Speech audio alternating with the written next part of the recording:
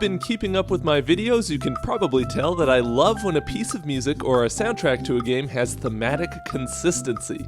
There's something inherently satisfying to me about hearing the same melody or theme evolving throughout a piece, getting twisted and transformed until it turns into something almost unrecognizable. In the context of a soundtrack, there's something about having one melody rearranged to fit the various levels or parts of a game that brings the whole game together. It's like a reflection of the way that the player has to figure out how to use the game's core mechanics in new ways to face each new challenge. Today, instead of just pointing out instances of this happening and applauding it, I'm going to take a look at different ways to go about transforming a theme like this through the lens of a slightly lesser known member of the Mario franchise, Super Mario Land 2: 6 Golden Coins.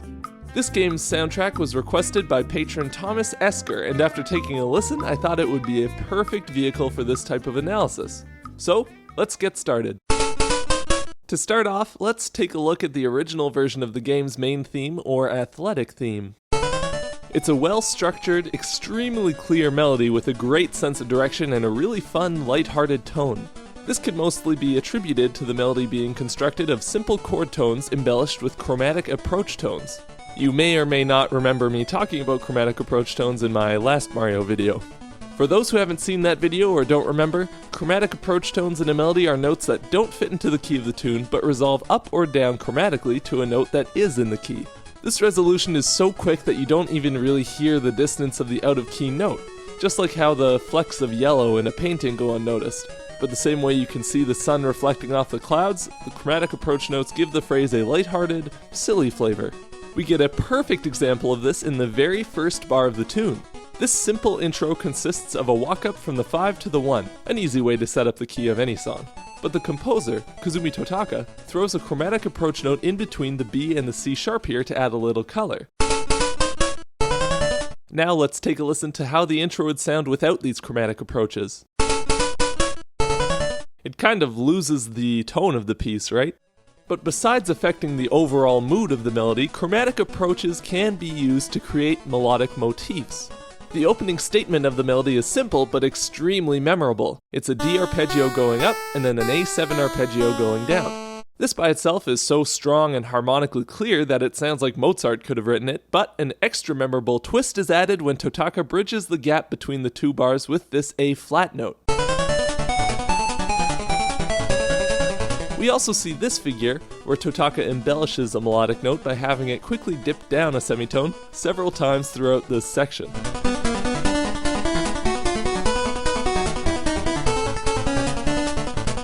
Repeating this figure so many times elevates it from a simple melodic embellishment to a full-fledged motif, becoming part of the tune's identity. Another melodic motif, one that you might catch playing throughout the soundtrack, is the last bar of the A section to this piece, which is used throughout the game whenever something comes to a close.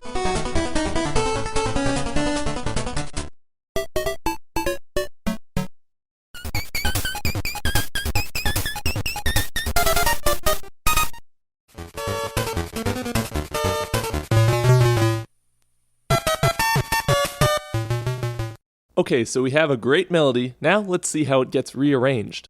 An easy way to completely change the feel of a tune is to put it into a new time signature. The Moon theme takes the original melody and splits each bar of 4 into 2 bars of 3, then adapts the rhythms to fit into the new time signature. The syncopations and rhythmic anticipations of the athletic theme are entirely removed, replaced with quarter notes and half notes in your typical waltz rhythms. The bass line is also replaced with a simple quarter note figure, and the frantic 16th note accompaniment that provided the harmony for the athletic theme is removed in favor of harmonizing the melody in sixths.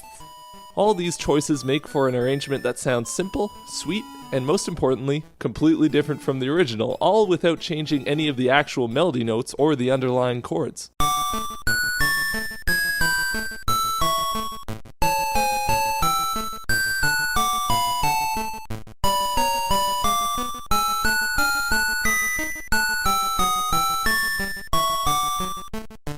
The Seashore theme makes quite a few more changes to this melody than the Moon theme did. Each melodic phrase is compressed into 16th note rhythms rather than 8th note rhythms, with the rhythm of the opening melodic statement altered significantly to emphasize this change. This causes us to feel the beat land on different spots in the melody, which drastically changes how the song sounds.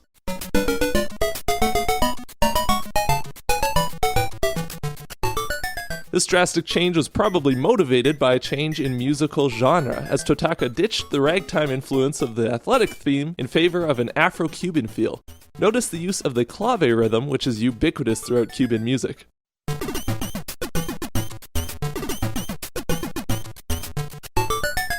Switching genres certainly changes a lot, but I think the most interesting alteration this arrangement makes to the original melody is of the melodic structure as a whole. The original athletic theme is set up as a series of waves of tension and release. I like to think of it like telling a story. Bear with me here, because this is going to get a little abstract. Listen to the melody and try and feel it like this.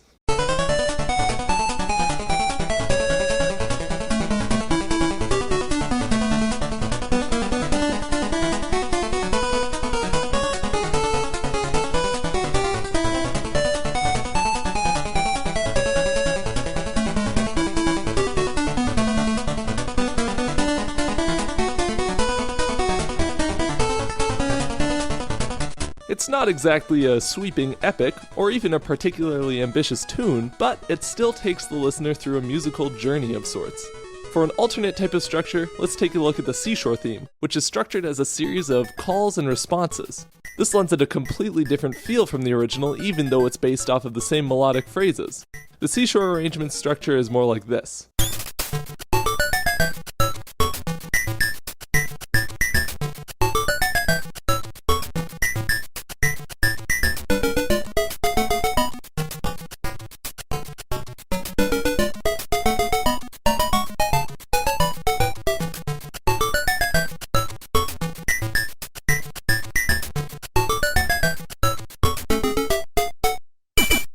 The final way I want to talk about how to rearrange a melody is to take the melody's basic motifs and develop them in completely new ways. Let's take a look at my personal favorite song on the soundtrack, the Treetop Theme. Again, the first melodic phrase of the original athletic theme is altered rhythmically to fit into the cha-cha style arrangement. But after this, we get a completely different development of this phrase. Instead of being answered with this chromatic embellishment phrase, we get the same melodic contour moved up a step, then resolving down to the F sharp instead of leading to a D major arpeggio.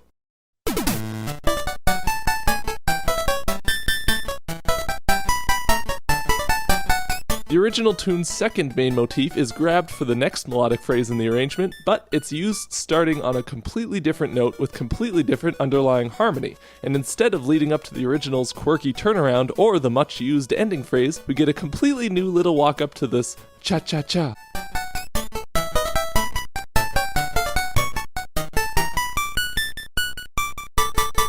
This sets up an adorable little chiptune bossa nova type vamp that I could probably listen to on repeat all day. At first it seems completely new and original, but if you take a look at this background figure, you'll see the exact same type of chromatic embellishment that's sprinkled throughout the original melody.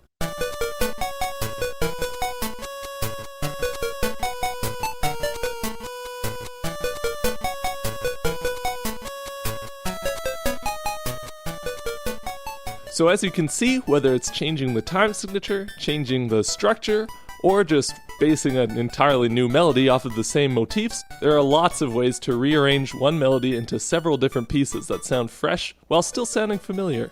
Hopefully you found all that as interesting to listen to as I found it to make. If you'd like sheet music for the whole game's soundtrack, as well as for all the other music I analyze on this channel, it is available as a reward tier for $5 and up patrons, so you can check that out in the link in the description.